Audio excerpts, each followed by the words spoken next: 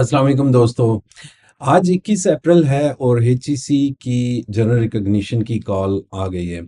तो मेरी नज़र से जब गुजरी तो मैंने सोचा मैं क्विकली एक वीडियो बना लूं आपके लिए, ताकि जिन लोगों को नहीं पता उनको भी पता चल जाए कि एचईसी जो है वो जनरल रिकॉग्निशन के लिए एप्लीकेशन एक्सेप्ट कर रहा है। उसका जो है जेआरएस वो जो सिस्टम है ऑनलाइन वो खुल गया है।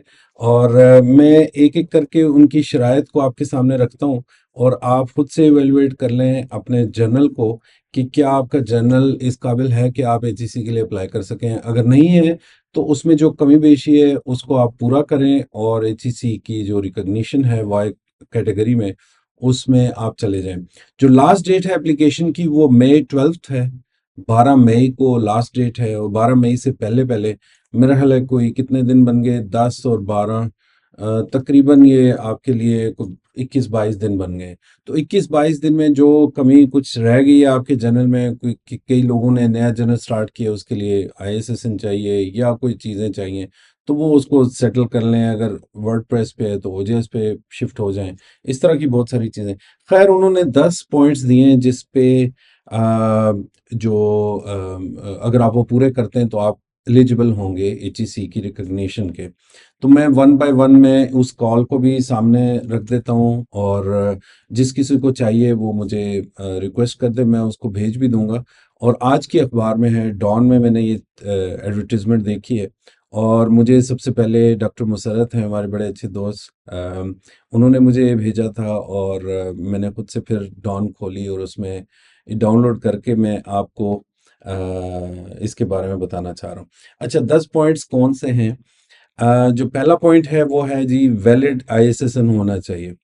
अब वैलिड आईएसएसएन जो है वो कई जर्नल जो नए नए स्टार्ट हुए हैं उन्होंने अभी शायद आईएसएसएन ना अप्लाई किया हो, तो उसको फ़ौरन से आप अप्लाई कर दें। और वो उसको आप यूजुअली तो वो 28 डेज लेते हैं, लेकिन अगर आप उसको जो प्रोसीड करना चाहें जल्दी में तो उसके भी तरीके हैं कि उसको आप अर्जेंट कॉल कर दें। वो मेरा ख्याल है काफ़ी उससे डबल पैसे लगते हैं और वो अर्जेंट भी दे देते हैं, विद इन वीक दे देते हैं। लेकिन ये है कि आईएसएसएन आपका होना बहुत ज़रूरी है।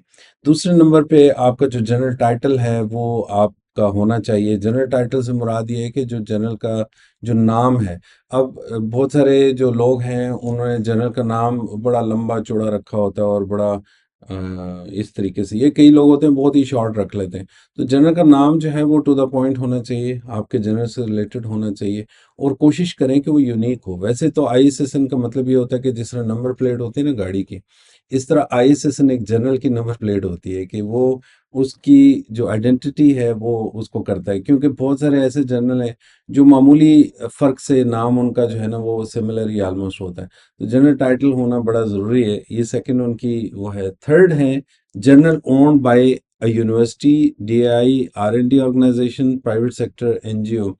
तो ये जो सेक्टर्स हैं जितने हैं, अगर वो किसी यूनिवर्सिटी ओन करती है तो वो बड़ा आसान है, यूनिवर्सिटी के नाम से आप उस जर्नल को स्टार्ट किया हो और वो ओन कर रहा हो। मसलन जो जर्नल होता है वो इटसेल्फ कोई एंटिटी नहीं होती, ठीक है।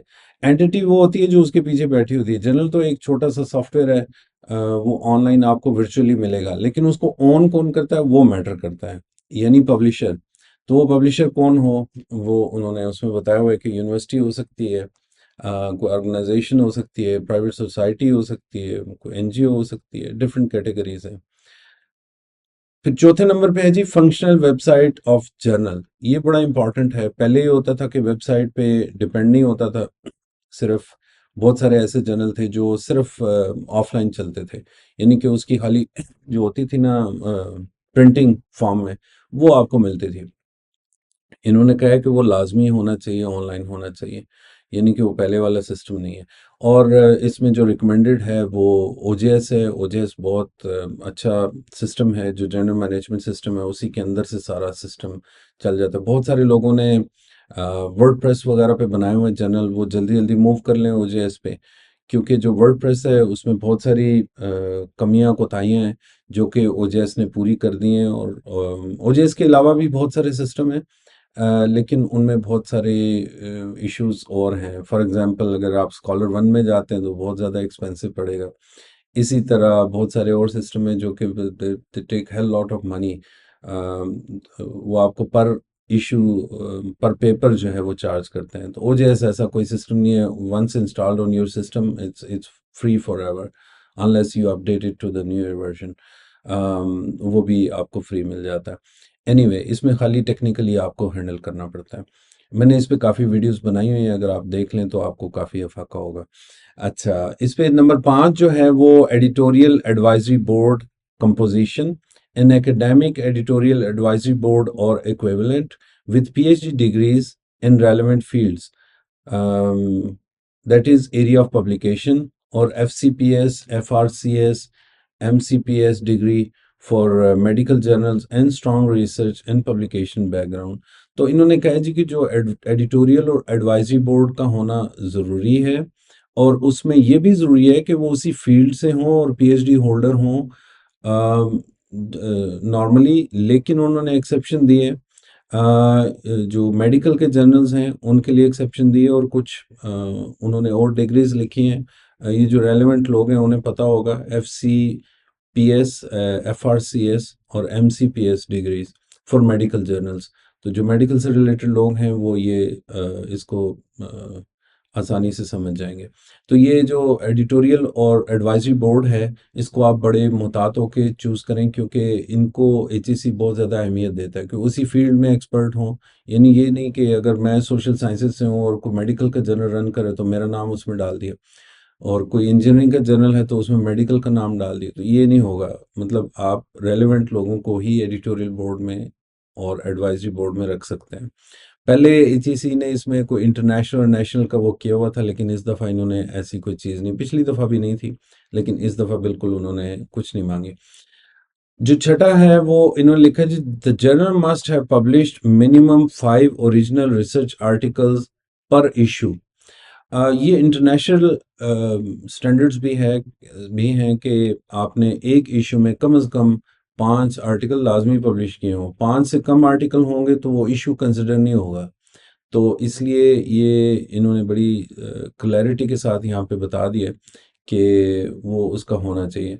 अब जो पिछली दफ़ा जो सिलसिला पिछली दफ़ा तक चल रहा था वो ये था कि कम से कम 2 इश्यूज़ आपके पब्लिश हुए हों तब आप एचईसी में कर सकते हैं अप्लाई। अब इसमें क्लैरिटी नहीं है, लेकिन 2 इश्यूज़ तो हो ही जाते हैं लोगों के। तो मिनिमम 2 कम से कम आप रखें और फिर अप्लाई करें। अदरवाइज जो है मुझे तो लगता है इससे कि ये एक ही इशू इनफ होगा, लेकिन मेरा ख्याल है कि 2 इशू हैं, या मिनिमम 1 ईयर या फिर 2 इश्यूज, इसमें एक कोई चीज़ होगी।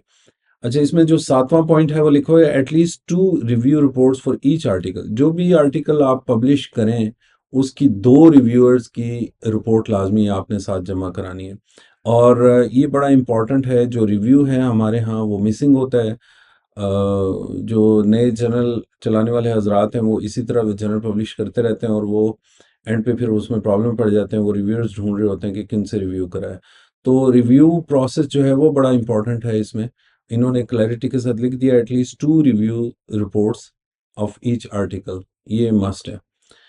अच्छा, जो इसमें 8वां नंबर है वो लिखो, the editor of journal will provide recommendation letter of head of institution in case of approved educational institution, public private और R&D पब्लिक सेक्टर ऑर्गेनाइजेशन। यानी कि वो लिखा हुआ जी, editor of journal will provide recommendation letter of head of institution.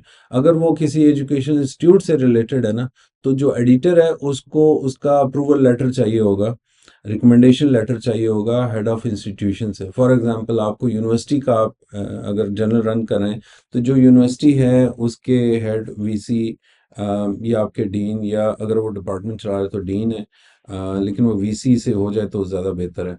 कि वो जो हेड ऑफ इंस्टीट्यूट तो वीसी होता है वैसे बाय द वे, तो उससे उसके रिकमेंडेशन लेटर उसके पास होना ज़रूरी है कि ये जर्नल इसको अलाउड है ये जर्नल रन करना। तो वो भी आपने उसमें जमा कराना होगा। लेकिन अगर कोई कंपनी है या कोई इस तरह की है तो उसमें फिर जो ऑर्गेनाइजेशन का जो भी हेड होगा उसकी तरफ से लेटर, उसको रिकमेंडेशन लेटर मिलना ज़रूरी है उस एडिटर इन चीफ के नाम। इसमें जो 9वां पॉइंट है वो है जी, the journals owned by non profitable academic societies with the mandate of research will be considered after the registration with Security and Exchange Commission of Pakistan, SCCP only। अच्छा, SCCP जो सिक्योरिटी एक्सचेंज कमीशन है वो कह रहे हैं जी कि उससे होना ज़रूरी है। अगर आपको private non profitable academic societies जो होती हैं ना, वो जिसमें आप कॉलेज स्कूल या फिर जो चला रही होती हैं रिसर्च ऑर्गेनाइजेशन या थिंक टैंक इस तरह की चीज़ चला रहे हैं, तो वो कह रहे हैं जी SCCP की जो है ना वो रजिस्ट्रेशन उनके लिए बहुत ज़रूरी है। ओनली इन्होंने आगे लिखा हुआ है, यानी कि और कोई ये एक्सेप्ट नहीं करेंगे। मेरा ख्याल है ये इसलिए शायद इन्होंने किया हो कि SCCP को वेरीफाई करना आसान है। तो जो दूसरे होते थे ना फर्म सोसाइटीज़ वगैरह, मेरा ख्याल है उसमें थोड़ा सा मुश्किल होता है, लेकिन यहाँ पे उन्होंने SCCP को सिर्फ वो किया हुआ है। अच्छा, इसमें जो 10वां पॉइंट है, आखिरी पॉइंट, वो journal listed in removed list of directory of open access journal और Australian business deans committee will not be considered for accreditation. अब ये दो इन्होंने चीज़ें लिखी हैं, एक डॉज है, एक ABDC इन्होंने लिखी है। दोनों जो हैं वो बहुत बड़ी इंडेक्सिंग सर्विसेज प्रोवाइड करने वाली एजेंसीज हैं।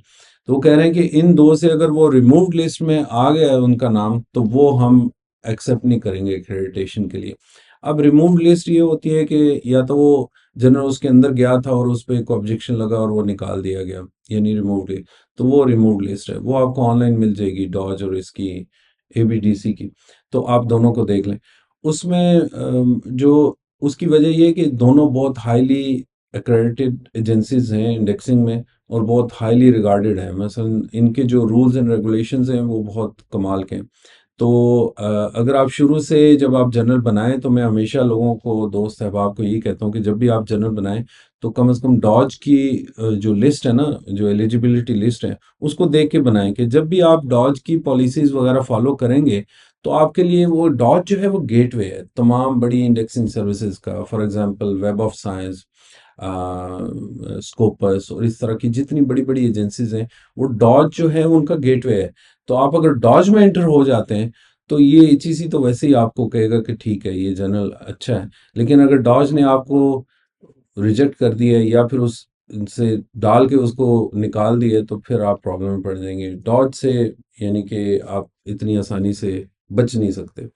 तो डॉज अगर आप अचीव कर लेते हैं तो आपके लिए बाकी जो चीज़ें हैं वो खुल जाती हैं। इसीलिए हम डॉज को रिकमेंड करते हैं कि डॉज की जितनी पॉलिसीज रिकमेंडेशंस हैं सारा कुछ है, उसके मुताबिक आप अपना जर्नल खड़ा करें।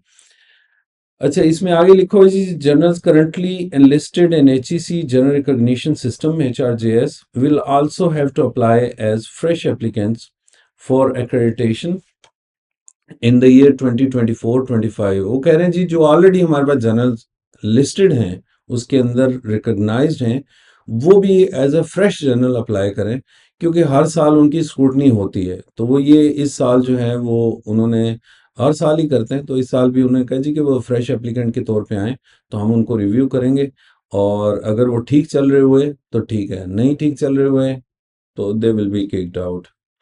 अच्छा, the application should be submitted online at link, link दिया हुआ research.hec.gov.pk before May 12th 2024। application submitted through other means, link, post, email etc will not be entertained। वो कहते हैं जी कि ऑनलाइन ही भेजें, वरना हम आपको एक्सेप्ट नहीं करेंगे किसी भी तरह से कि आपने ईमेल कर दी या पोस्ट कर दी, वो देसी तरीके से जो पहले होता था वो हम नहीं करेंगे, आप ऑनलाइन ही करें। तो इन्होंने क्लैरिटी दे दी, वरना लोग जो है ना वो इधर से करके तो उनसे लड़ने पहुंच जाते हैं। द एप्लीकेंट्स में विजिट द पोर्टल, वही एड्रेस है research.hec.gov.pk to check application status. अभी उन्होंने एक्चुअली HEC जो है ना वो बेचारा वो अपने सर से चीज़ें उतार रहा है कि ये ना हो कि हमें पोस्ट करके भेज के जो है हमारे सर चढ़ जाए, ईमेल करके वो कहें जी कि हमने तो जमा करा दिए। अब उन्होंने ये कहा जी कि जो इसका स्टेटस है ना एप्लीकेशन, हमें बॉदर ना करें, उधर ही जाएं, उसी लिंक पे आप चेक करें, हमें मेहरबानी करें, बार बार तंग ना करें। तो ये डिस्क्लेमर बार बार HEC दे रहा है। आगे वो कहते हैं जी, no email letter will be issued separately regarding the approval rejection of application. कोई ईमेल लेटर शेटर इशू नहीं होगा जी, ऑनलाइन ही सारों का वो लिस्ट में आ गया नाम तो अप्रूव होगा, नहीं होगा तो अमन। ठीक है, all further details are available इन्होंने दिए जी hec.gov.pk/site/journals. Those interested are encouraged to read the details carefully. इन्होंने बहुत केयरफुली इन्होंने कहा जी कि हमारी डिटेल्स जो है वो पढ़ें जी। क्यूरीज के लिए नीचे फ़ोन नंबर भी लिखा हुआ है जी, और ईमेल भी दिए। फ़ोन नंबर मैं इनका बोल देता हूँ। इन्होंने लिखा हुआ जी कि 05190401932, ये एक नंबर है। और जो दूसरा नंबर है जी वो है 05190401948। ये दो नंबर्स इन्होंने यहाँ पे प्रोवाइड किए हुए हैं। अल्लाह करे अब इस पे कोई कॉल करे तो ये उठा लें। फिर ईमेल है hjrs@hec.gov.pk। वैसे HEC पहले वाला नहीं रहा, अभी तो बहुत माशाल्लाह उन्होंने इम्प्रूवमेंट की है। पिछले दिनों मैंने जो डीजी थे उनके क्वालिटी एश्योरेंस से उनसे मैंने पॉडकास्ट रिकॉर्ड की और बड़े मुनासिब उन्होंने जवाब दिए। तो मुझे लगता है ये चीज़ ही पहले से काफ़ी मैच्योर हो गया है, और होपफुली कि इस दफ़ा ये जर्नल्स को अच्छे तरीके से स्क्रूटनाइज करेंगे। और बहुत लोगों को शिकवे शिकायतें इनसे होती हैं कि जी जो इनके थोड़े से फेवरेट होते हैं उनको ये दे देते हैं बगैर इतने के। ऐसा मेरा नहीं ख्याल, क्योंकि जो शिकवे शिकायतें अगर होती तो हम लोगों ने बहुत सारे ऐसे जर्नल्स अप्लाई कराए पिछली दफ़ा जो हो गए, वाई कैटेगरी में चले गए, और कोई सिफारिश कोई पैसा मैं गारंटी के साथ आपको बता रहा हूँ कि HEC को नहीं दिया गया किसी भी लेवल पे जो हमारे थ्रू अप्लाई हुए हैं, और उनको HEC की रिकग्निशन भी मिली। और ये जो बहुत सारे लोग होते हैं जो रिजेक्शन की वजह से समटाइम्स वो गुस्से में आ जाते हैं तो HEC को बदनाम करते हैं। मैं ये नहीं कहता HEC बहुत ही कोई महान किस्म का इदारा है, मैं इसकी भी गारंटी नहीं देता। लेकिन जो मैं पर्सनल एक्सपीरियंस है मैं आपको वो बता रहा हूँ कि हमने जो अप्लाई किए, जो HEC में चले गए, रिकॉग्नाइज्ड हो गए जर्नल्स, हमने कोई किसी को रिश्वत नहीं दी, कोई किसी की सिफारिश नहीं लड़ाई, बिल्कुल क्वालिटी उसकी रखी है, जो उनकी रिक्वायरमेंट थी वो पूरी की और HEC ने अप्रूव कर दिया। ये मेरा पर्सनल एक्सपीरियंस है। बाकी किसी ने सिफारिश लड़ाई हो, पैसे लड़ाए हो, मुझे उससे कोई सरोकार नहीं है। लेकिन मैं आपको अपना पर्सनल एक्सपीरियंस ही बता रहा हूँ। तो दोस्तों ये आज की वीडियो थी। बस मैंने क्विकली वीडियो बनानी थी। मैं आपको इतला कर दूं कि HEC की कॉल आ गई है, और आप अपने अपने जर्नल जो है ना वो रेडी करें, छुरियां कांटे तेज करके उस पर शुरू हो जाएं और उस एप्लीकेशन को पूरा करें। जो जर्नल में कमी पेशी रह गई है उसको पूरा करके उसको अप्लाई कर दें। 12 तारीख है नेक्स्ट मंथ की, 12 मई लास्ट डेट है। तो उससे पहले पहले, चूंकि पता है कि आपको आखिरी दिनों में ये जो पोर्टल होता है ना वो बहुत बिजी हो जाता है। तो अभी अगर अप्लाई करेंगे, अगर आपके पास चीज़ें रेडी हैं, शशके रेडी हैं, कस्तूरियाँ रेडी पड़ी हैं, उसको खींच दें, उसको अप्लाई कर दें। इतना इंतज़ार ना करें जी कि बस जी लास्ट वीक कर देंगे या कुछ और कर लेंगे। कौन सा आपने को तीर मार लेना। अभी अप्लाई करें, एप्लीकेशन खोल के उसको इनिशिएट कर दें आप, ठीक है ना। और एप्लीकेशन खोल के इनिशिएट करेंगे तो आपको पता चलेगा, अगर आप फर्स्ट टाइम कर रहे हैं तो उसमें बहुत सारी ऐसी चीज़ें होती हैं एप्लीकेशन के अंदर जो आपके वहमो गुमान में भी नहीं होती। यहाँ पे तो उन्होंने 10 अपनी चीज़ें लिखी हुई हैं, एलिजिबिलिटी क्राइटेरिया लिखा हुआ है। और जो जब आप एप्लीकेशन स्टार्ट करते हैं तो आपको पता चलता है कि इसको पूरा कैसे करना है। तो वो जो जो चीज़ें आपके सामने आती जाएंगी वो आप पूरी करते जाएं और साथ साथ करते जाएं, उसको डिले ना करें, ठीक है। तो मेरा ख्याल है आज के लिए इतना ही काफ़ी है। अपना ख्याल रखिएगा। अल्लाह हाफिज़।